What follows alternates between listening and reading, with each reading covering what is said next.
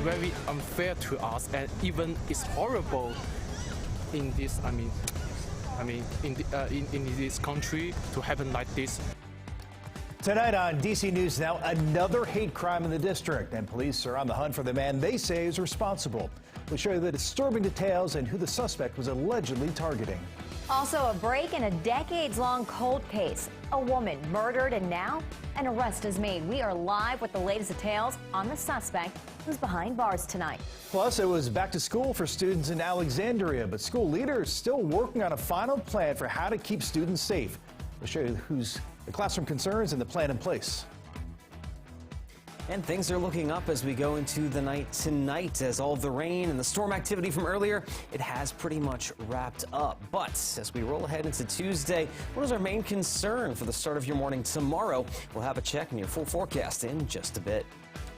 Well, thanks for joining us for DC News Now at 10 on DCW 50. I'm Chris Flanagan. And I'm Tasmeen Mahfouz. Our top story tonight, DC Metro Police need your help. They've released a picture of the person they say is responsible for a hate crime. Now, this happened in the area of McPherson Park. Our Dave Laval joins us live from the district tonight. And Dave, this is the second hate crime in D.C. in less than 2 weeks. That's right, Chris. And the latest one happened close to where we are right now, which is along 15th Street Northwest at the corner of K Street. Metro Police have a suspect, and they're hoping you can help locate him. That could earn you a cash reward. Metro Police released this surveillance photo of the man they say attacked 3 people of various Asian backgrounds during the early morning hours of August 18th. Police said the man became angry and hurled racial slurs when the 3 people ignored him along K Street Northwest. He then followed them to 15th Street. Police say he ran up to them with a large knife and shouted he was going to stab a woman in the group in the mouth. The 3 got into their car and left. Police said he then approached the car at a red light and threw a brick through the driver's side window. 1 man and a woman suffered injuries. Police said they were treated at the scene. People of Asian backgrounds we spoke to are angry. It is very unfair to us, and even it's horrible in this. In this country to happen like this. There have now been at least 15 hate crimes based on race and ethnicity around the district so far this year, according to Metro Police.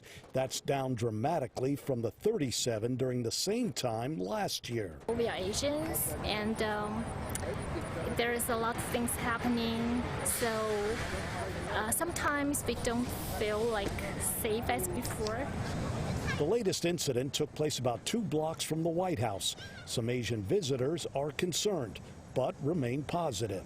Some people do a little hate Asia for like taking their jobs and something like that. But for me, I think it's a friendly country.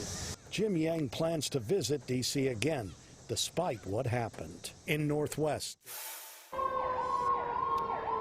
And you can call or text DC Metro Police with your information. Pardon me, we got a fire truck going past us right now. Just turned off the sirens. We'll see if there's anything to it and, of course, pass along to you. But Metro Police want your information. You can call or text them. Crime Solvers is who you need to contact. If you wish to remain anonymous, it's offering a reward of up to $1,000. In Northwest, Dave Laval, DC News Now. Dave, thanks. Yeah, busy night there in D.C. Meanwhile, a big break in a case that's been cold for nearly 30 years. We told you D.C. police arrested 58-year-old William Bransford on Thursday. He's charged in the murder of Deborah Mcmanus. Our Marielle Carbone live in Southeast tonight, where that crime happened nearly 3 decades ago. And Marielle, Mcmanus's body was found by a nearby school. That's right. She was found in a wooded area near the track here at Ballou High School. Now, a lot has changed since that day in 1993. The track and the high school are entirely new here. Most of the neighbors in the area have moved on and are gone, but perhaps the biggest change is that we now have a link to the alleged killer. New DNA test results are now driving a D.C. cold case into the spotlight. Police say 58-year-old William Bransford killed Deborah Mcmanus nearly 29 years ago. The 39-year-old's body was found here in a wooded area next to the track at Ballou High School. At the time, the coroner ruled her cause of death as asphyxia due to manual strangulation, and the manner of death was a homicide. DNA samples from clothing, blood, and semen found at the scene were collected and tested, but no one was ever arrested until now. According to an affidavit for Bransford's arrest, DNA samples from the scene were sent to Bow Technology Labs in 2020 for new testing and entered into the National DNA database CODIS. In 2022, a crime lab in Wyoming got a match. Convicted offender William Bransford. His sample is also connected to a 1993 sexual assault in Prince George's County. That case wasn't prosecuted. In 2002, Bransford pled guilty to attempted second-degree sexual abuse. That stemmed from a 2001 rape and kidnapping case. Police questioned Bransford in May of 2022 about the Mcmanus case. He denied knowing her or committing the crime. He's charged with second-degree murder while armed. Now, I did reach out to the U.S. Attorney's Office that is handling this to speak to the attorney that is prosecuting the case, but I did not hear back. We do also know that Bransford did provide a cheek swab of DNA to Metropolitan Police Department earlier this year, and the affidavit says that it is unlikely that the DNA found on some of the clothing items tested came from anybody else but him. Reporting live in Southeast D.C., I'm Ariel Carbone, D.C. News Now. Marielle, thank you. Meanwhile, an update tonight as a Virginia man pleads guilty to the 2020 Valentine's Day murder of his mother and 6-year-old brother. Court records show Levi Norwood, who's now 19, admitted to killing Jennifer and Wyatt Norwood in his family's Fauquier County home 2 years ago. He pleaded guilty to 1 count of first-degree murder and 1 count of second-degree murder. His attorney considered a not guilty plea by reason of insanity, but Norwood has repeatedly been found competent to stand trial. He'll be back in court for a status hearing on November 3rd. And we have an update for you tonight. Chesterfield County Police admit the email sent to Fairfax County Public Schools telling them that they were employing a man charged with sex crimes never arrived. Yeah, so the 3 emails were sent on November 20th of 2020, just 1 day after a Glasgow Middle School counselor, Darren Thornton, was charged with solicitation of a prostitute who was a minor. But the police say the first email had a typo in the address, while the second and third emails were bounced back to the police department's spam folder. They didn't notice that until today, 2 years later. Now, Fairfax County has opened an investigation into how Thornton remained employed for almost 2 years, despite being convicted on those charges.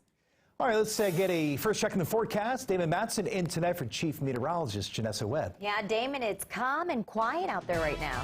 Hey guys, nice to be with you tonight. And yeah, Mother Nature treating us well here as we roll ahead into this Monday night. It was a little active earlier on, but things have calmed down since. Just a mostly cloudy sky, very mild out there. It's 78 degrees, and you'll notice that mugginess as well. The dew points are still in the upper 60s to lower 70s. It's pretty typical stuff for late August. And there's a good look at the rainfall we saw earlier on. A lot of activity as you push down towards central Virginia. A few heavier downpours in and around the D.C. metro and back toward the I-81 corridor. But ever since about 9 p.m., it has been a very quiet radar picture. And as we move forward now into your morning tomorrow, well, things are looking pretty good. We're going to have a partly cloudy sky after a very calm night, so sunshine for many of us to kick off the day. Mild temps in the 60s and 70s, but just be aware, you may run into some areas of patchy fog out there, reducing the visibility a bit and not allowing that sunshine to break out until a little later on in the morning. But outside of that, it looks like things are trending in a much quieter direction, not just for tomorrow, but it looks like much of this week, the weather conditions are going to be leaning in our favor. Damon, thank you. And also tonight, students of Alexandria City Schools are back in the classroom today, and it comes as school leaders are working on a final plan for how to keep kids and staff safe. Now, our Max Marcilla covers Northern Virginia for us. He shares the changes in place and what still lies ahead. Well, it's been a controversial topic here in Alexandria for a while. City Council voted to remove school resource officers back in 2021 and then a few months later reinstated them. They were allowed back in buildings. That's where they will start this school year, employed and back in Alexandria school buildings. But The permanent fate of the school resource officers, well, that has still yet to be fully written. In a time of superintendent transition, Alexandria City Public Schools has shared a safety plan with students and families. Additional school security officers will be staffed at all secondary schools, plus those students at middle and high schools will have to have a student ID with them each day. But as for school resource officers, they'll stay in schools through June of 2023. But their future, as well as any additional safety measures, will be decided by the newly formed SLEP Advisory Group, a team of teachers, students, parents, law enforcement, and administrators. They met twice over the summer, and they'll meet again in September. And the district is also launching a digital student ID program where all a student will have to do is show their iPhone to scan and get into a school building. Reporting from Alexandria, Max Marcilla, DC News Now. Tonight, Montgomery County leaders and LGBTQ+ advocates held the first in a series of virtual town halls to discuss monkeypox. Cheyenne Korn covers Montgomery County for us and gives us a closer look at the county's vaccination efforts. MPX might now be affecting a disproportionate number of men and gay men, but that it is already becoming communicable beyond that demographic. Montgomery County leaders hosted a town hall to spread awareness about monkeypox within the LGBTQ+ community. But while the county is focused on reaching those most vulnerable, they also want to avoid stigmatization. Monkeypox can spread to anyone. Again, anyone through close personal or skin-to-skin contact, though right now it's predominantly affecting the MSM community disproportionately. Currently in Montgomery County, their vaccine supply is much more limited than next door in the district. So leaders are asking people to complete a vaccine pre-registration form to determine who is at highest risk. There are not enough vaccinations coming to Montgomery County, the largest, most diverse jurisdiction in the entire state, and Governor Hogan's got to step up and give us more vaccinations. Due to the limited vaccine supply, the county says their focus now is to protect those who may have already been exposed. But starting Wednesday, they'll be able to administer more first doses. We will have more vaccine available for doses because we are adopting the new federal guideline for the 1/5 dose.